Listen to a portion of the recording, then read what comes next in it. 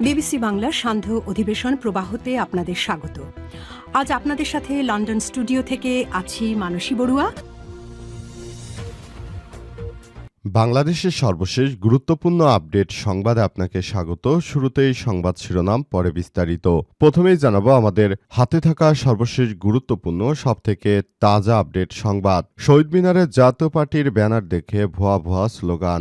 মহান শহীদ দিবস ও আন্তর্জাতিক মাতৃভাষা দিবস উপলক্ষে শহীদ মিনারে শ্রদ্ধা জানাতে গিয়ে জনরোলে পড়েছে জাতীয় পার্টি।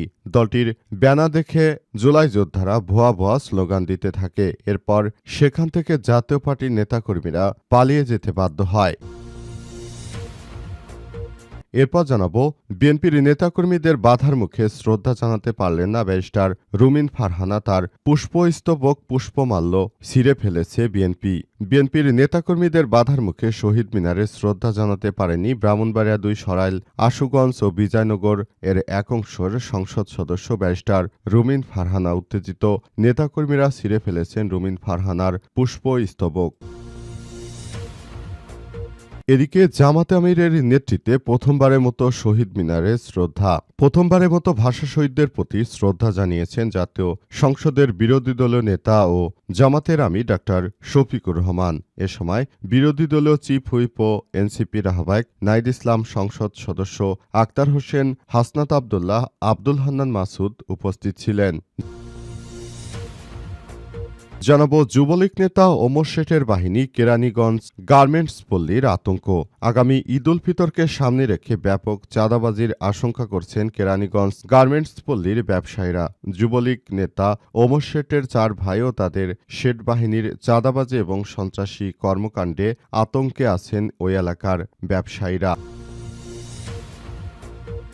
এবং সর্বশেষ জানাবো, জর্ডানে যুক্তরাষ্ট্রের ব্যাপক রণসজ্জা, ইরানে হামলার আশঙ্কায় মধ্যপ্রাচ্য। ইরানের পারমাণবিক কর্মসূচি আঞ্চলিক উত্তেজনাকে কেন্দ্র করে মধ্যপ্রাচ্যে বড় ধরনের সামরিক সংঘাতের আশঙ্কা দেখা দিয়েছে। জর্ডানের মধ্যাঞ্চলে অবস্থিত মোয়াফফাক সালতি সামরিক ঘাঁটিতে যুক্তরাষ্ট্রের নজিরবিহীন রণসজ্জার প্রমাণ মিলেছে সাম্প্রতিক উপগ্রহ চিত্রে। প্রিয় দর্শক, এতক্ষণ শুনছিলেন সংবাদ শিরোনাম, এবারে বিস্তারিত। তবে তার আগে বন্ধুরা, অনুরোধ থাকবে এই সংবাদটিতে একটি লাইক দিন। এই চ্যানেলে আপনি নতুন হয়ে থাকলে আমাদের সংবাদটি দেখতে দেখতে চ্যানেলটি সাবস্ক্রাইব করে রাখুন। কমেন্ট করে বন্ধুরা আপনার মূল্যবান মতামত জানিয়ে দিন আপনি বিশ্বের কোন দেশ থেকে বা বাংলাদেশের কোন স্থান থেকে আমাদের সংবাদটি দেখছেন এবং শুনছেন। আর বন্ধুরা, সংবাদটি আপনার সোশ্যাল মিডিয়া ফেসবুকে শেয়ার করে বন্ধুদেরও দেখার সুযোগ করে দিন। গাজা যুদ্ধে আপনি যদি নিরীহ ফিলিস্তিনিদের ভালোবেসে থাকেন, কমেন্টে ইয়েস লিখে পুরো বিশ্বকে জানিয়ে দিন। এবারে বিস্তারিত। শহীদ মিনারে জাতীয় পার্টির ব্যানার দেখে ভুয়া ভুয়া স্লোগান। মহান বিজয় ও আন্তর্জাতিক মাতৃভাষা দিবস উপলক্ষে শহীদ মিনারে শ্রদ্ধা জানাতে গিয়ে জনগণের রোষানলে পড়েছে জাতীয় পার্টি।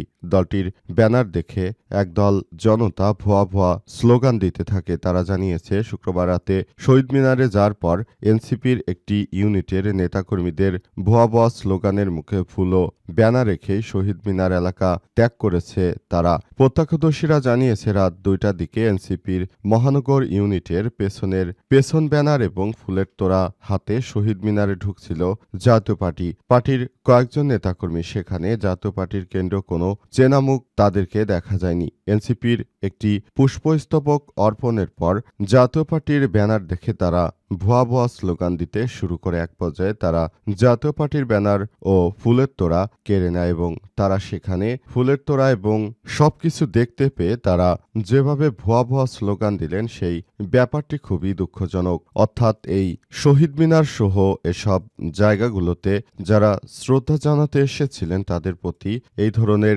কর্মকাণ্ড দেখে তারা খুবই বিস্মিত হয়েছে। সবাই ব্যাপারটিকে খুবই খারাপ জায়গা হিসেবে দেখছে এবং অত্যন্ত খুবই গুরুত্বপূর্ণ একটি জায়গা হিসেবে তাদেরকে দেখে সবাই যার যার জায়গা থেকে ভুয়া ভুয়া স্লোগান দেয় এবং এই স্লোগানের নেতৃত্ব দিয়েছে মূলত শিক্ষার্থীরা। জুলাই আন্দোলনের যারা আহত হয়েছে তারাই মূলত জাতীয় পার্টিকে কোনোভাবেই ফুল দিতে দেবে না বলে তারা জানিয়েছে এবং পুরোপুরি বিষয়টি আসলে কোন দিকে যাবে সেটি এখন দেখার বিষয়।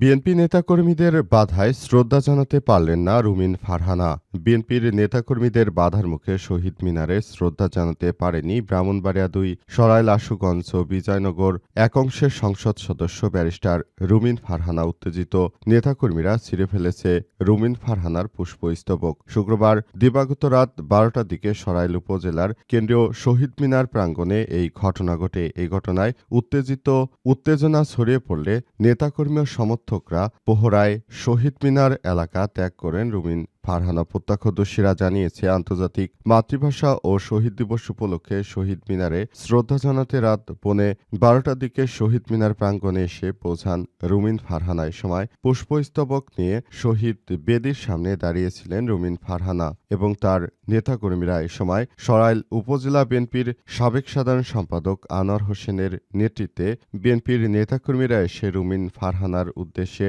ভুয়া ভুয়া স্লোগান দিতে থাকে। এ নিয়ে দুই পক্ষের মতো উত্তেজনা তৈরি হয়। এক পর্যায়ে রুমিন ফারহানা তার পুষ্পস্তবকটি ছিঁড়ে ফেলেছে বিএনপির নেতাকর্মীরা। পরে পুলিশি হস্তক্ষেপে পরিস্থিতি নিয়ন্ত্রণে আসে। পরে পুষ্পস্তবক অর্পণ না করেই কর্মী সমর্থকদের পোহরায় শহীদ মিনার এলাকা ত্যাগ করেন রুমিন ফারহানা। এদিকে এই ঘটনার পর ঢাকা সিলেট মহাসড়কের শাহবাজপুর প্রথম গেট এলাকায় প্রায় ১ ঘণ্টা অবরোধ করে বিক্ষোভ করেন রুমিন ফারহানার কর্মী সমর্থকরা। এ সময় তারা সড়কের উপর আগুন জ্বালিয়ে বিচারের দাবি জানিয়েছে এবং রুমিন ফারহানার নেতাকর্মীরা জানিয়েছে, বিএনপির সন্ত্রাসীদের সন্ত্রাসী কার্যক্রম আমরা মেনে নিতে পারি না। জামাতের আমিরের নেতৃত্বে প্রথমবারের মতো শহীদ মিনারে শ্রদ্ধা। প্রথমবারের মতো ভাষা শহীদদের প্রতি শ্রদ্ধা জানিয়েছেন জাতীয় সংসদের বিরোধী দলীয় নেতা এবং জামাতের আমির ডাক্তার শফিকুর রহমানের সময় বিরোধী দলীয় চিফ হুইপ ও এনসিপির আহ্বায়ক নাহিদ ইসলাম, সংসদ সদস্য আক্তার হোসেন, হাসনাত আবদুল্লাহ, আব্দুল হান্নান মাসুদ উপস্থিত ছিলেন। এছাড়াও জামাতের সংসদ সদস্য নুরুল ইসলাম বুলবুল, ব্যারিস্টার আরমান, কর্নেল আব্দুল বাতেন অবসরপ্রাপ্তরা অংশগ্রহণ করে। শুক্রবার দিবাগত রাত ১২টা ১ মিনিটে শহীদ মিনারের বেদিতে পুষ্পস্তবক অর্পণ করেন তারা। এর আগে রাষ্ট্রপতি প্রধানমন্ত্রী তারেক রহমান শ্রদ্ধা জানান। এর আগে শুক্রবার রাতে জামাতের পক্ষ থেকে জানানো হয়েছিল যে বিরোধী দলীয় নেতা ও জামাত আমিরের নেতৃত্বে ১১ দলীয় ঐক্যের নবনির্বাচিত সংসদ সদস্য শহীদ মিনারে শ্রদ্ধা নিবেদন করবেন। পাশাপাশি ভাষা শহীদদের কবর জিয়ারত করবেন এবং তাদের রুহের মাগফিরাত কামনা করে দোয়া করবেন, বিজ্ঞপ্তিতে বলা হয়েছিল। তখন জামাতের আমির যখন ফুল দিতে শ্রদ্ধা জানাতে আসে তখন কিছু সাংবাদিক তাকে প্রশ্ন করে যে বাংলাদেশ জামাত ইসলাম অতীতে কখনোই ফুল দিয়ে শ্রদ্ধা জানায়নি, তাহলে এবার কেন তারা এসেছে? প্রশ্নের উত্তরে ডাক্তার শফিকুর রহমান জানিয়েছেন যে তারা নিজের দায়িত্ববোধ থেকে, নিজের কর্তব্যের জায়গা থেকে এখানে এসেছে। যুবলীগ নেতা ওমর শেঠের বাহিনী কেরানীগঞ্জ গার্মেন্টস পল্লীর আতঙ্ক। আগামী ঈদ উল ফিতরকে সামনে রেখে ব্যাপক চাঁদাবাজির আশঙ্কা করছে কেরানীগঞ্জ গার্মেন্টস পল্লীর ব্যবসায়ীরা। যুবলীগ নেতা ওমর শেঠের ৪ ভাই তাদের শেঠ বাহিনীর চাঁদাবাজি ও সন্ত্রাসী কার্যক্রমে আতঙ্ক মধ্য পড়েছেন এলাকার ব্যবসায়ীরা। কেরানীগঞ্জ গার্মেন্টস ব্যবসায়ী সমিতির সহ-সভাপতি মোস্তাফিজুর রহমান মোস্তাক জানান, তারা স্থানীয় চিহ্নিত সন্ত্রাসী ওমর শেঠ বাহিনীর কাছে জিম্মি। তিনি আরও বলেন, ২০০১ সালে তৎকালীন আগানগর গার্মেন্টস ব্যবসায়ী দোকানের মালিক সমিতির সাধারণ সম্পাদক দেলার হোসেনকে চাঁদার জন্য গুলি করে হত্যা করা হয়েছিল। দেলারকে হত্যার পর পালিয়ে রক্ষা পায় চিহ্নিত সন্ত্রাসী ওমর শেঠ বাহিনী। তখনই বিক্ষুব্ধ জনতা ওমর শেঠ বাহিনী ও তার ৫ ভাই এর বাড়িঘর জ্বালিয়ে পুড়িয়ে দেয়। এটি ছিল সেই সময়ের সারা জাগানো অপরাধের একটি ঘটনা। মোস্তাফিজুর রহমান দীর্ঘদিন হাজতে থাকার পর ফ্যাসিস্ট আওয়ামী লীগের শাসনামলে কেরানীগঞ্জ উপজেলা চেয়ারম্যান শাহিন আহমেদের বদৌলতে জেল থেকে ছাড়া পেয়ে যুবলীগের রাজনীতিতে সক্রিয় হয়ে ওঠে ওমর শেঠ বাহিনী। ৫ আগস্টের পর কিছুদিন গা ঢাকা দিয়ে তারা আবারও ফেরত এসেছে এবং সারা দেশ জুড়ে তারা চাঁদাবাজি শুরু করেছে। তাদের চাঁদাবাজিতে অতিষ্ঠ হয়ে পড়েছে পুরো এলাকাবাসী জানিয়েছে যে তাদের চাঁদাবাজির মূল কারণে এখন তারা একরকম জিম্মি হয়ে পড়েছে। আবারও আগের মতোই তারা গার্মেন্টস ব্যবসায়ীদের কাছ থেকে সেই আগের মতোই চাঁদার দাবি করছে এবং এই চাঁদাগুলো নিয়ে তারা একরকম নতুন করে সবকিছু আবার চালিয়ে যাচ্ছে। তাদের এই চাঁদাবাজির কারণে এখন অতিষ্ঠ হয়ে পড়েছে এলাকার ব্যবসায়ী মহল।